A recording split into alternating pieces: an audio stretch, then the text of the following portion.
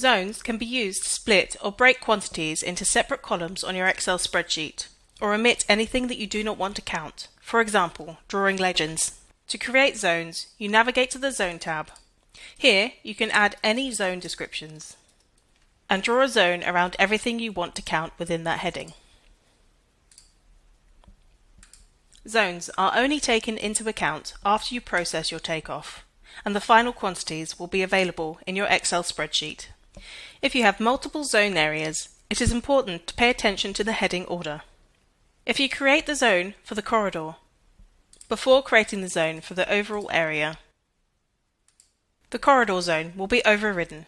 However, all you need to do is drag the zone heading above the drawing area heading. This will now be counted and split out on your Excel spreadsheet. Zones can also be copied from the Choose tab by pressing Copy Zones.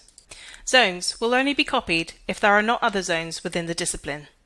This stops previous work from being overridden.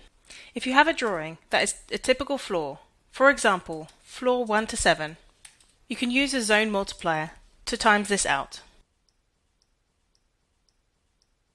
You can add the multiplier by using the 3 dots next to the heading name and adding the multiplier here. Once you process your takeoff, the final quantities will show in your Excel spreadsheet and the multiplier will be shown on there.